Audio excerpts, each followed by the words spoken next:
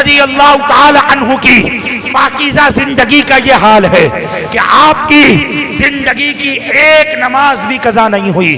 اور جب متقی ایسے ہیں، تقوی ایسا ہے، پرہیزگاری ایسی ہے، تو پھر دیکھو اللہ نے کیا مقام عطا فرمایا، اللہ نے کیا مرتبہ عطا فرمایا، اللہ نے کیا شان عطا فرمائی. حضرات محترم، سرکار بغداد رضی اللہ تعالیٰ عنہ بیمار ہو گئے، طبیعت علیل ہو گئی.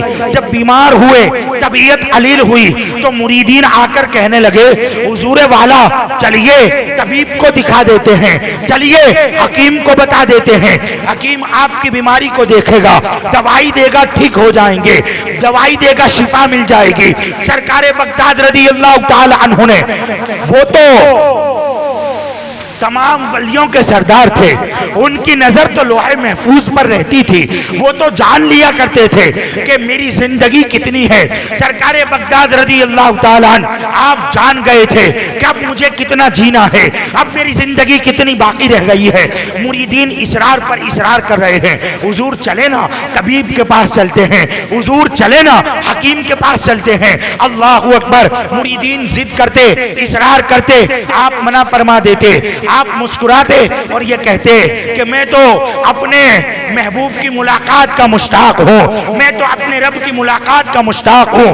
اللہ اکبر. سرکار بغداد رضی اللہ تعالی عنہ یہ ارشاد فرما دیتے. لیکن حضرات محترم، سرکار بغداد کے تقوی کا یہ عالم ہے کہ آپ بیت اللہ کے غلاف کو پکڑ کر آنسو بہاتے ہیں، بیت اللہ کے غلاف کو پکڑ کر اللہ کے خوف میں گریا کرتے ہیں، اللہ کے خوف میں رات کی تاریکی میں کعبے کا طواف کرتے ہوئے آنسو بہا رہے ہیں.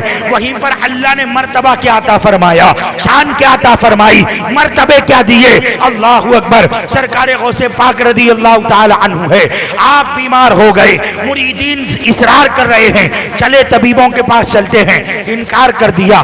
آپ کو رفع حاجت ہوئی، آپ قضاء حاجت کے لیے فارغ ہوئے، اب بستر پر تھے.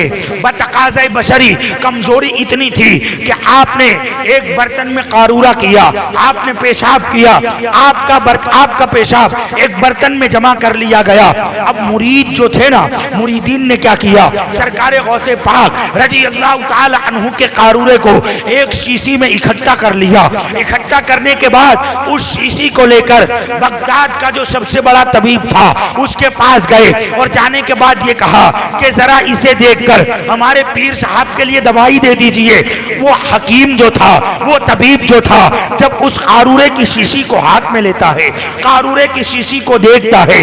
حضرات محترم، آج بھی یورین ٹیسٹ ہوتا ہے، لیکن آج مشینری کے ذریعے ٹیسٹ ہوتا ہے، آج لیبوریٹری میں ٹیسٹ ہوتا ہے. لیکن اس دور کے طبیب، اس دور کے حکیم اتنے ماہر تھے کہ وہ قارورہ دیکھ کر بتا دیتے تھے کہ مریض کو کون سا مرض ہے، مریض کو کون سی بیماری ہے. حکیم نے سرکار غوث پاک کے یورین کو اٹھایا، آپ کے قارورہ کو اٹھایا، قارورہ کو اٹھا کر دیکھا، کچھ دیر دیکھتا رہا اور بے ساختہ زبان پر جاری ہوا اشہد اللہ الہ الا اللہ و اشہد ان محمدن عبدہ و رسولہ. کلمہ پڑھ کر مسلمان ہو گیا. اللہ اکبر. جب اس نے کلمہ پڑھا اور اس کے کلمہ پڑھنے کی خبر اس کے ہمسایوں کو ہوئی، اس کے رشتہ داروں کو ہوئی، تو سارے جمع ہو گئے.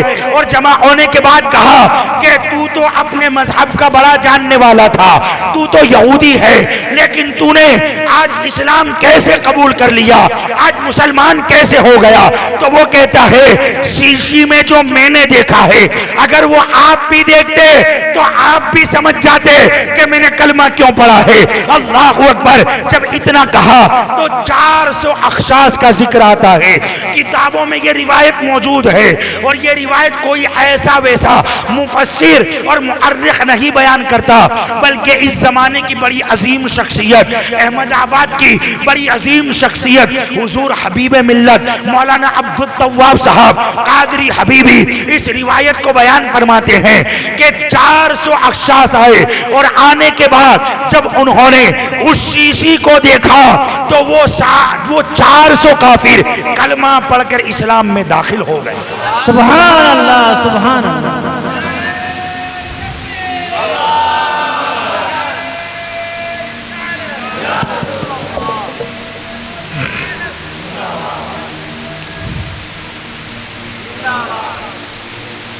حضرات محترم، بڑے پیر سرکار اللہ نے وہ مرتبے عطا فرمائے، اللہ نے وہ شان عطا فرمائی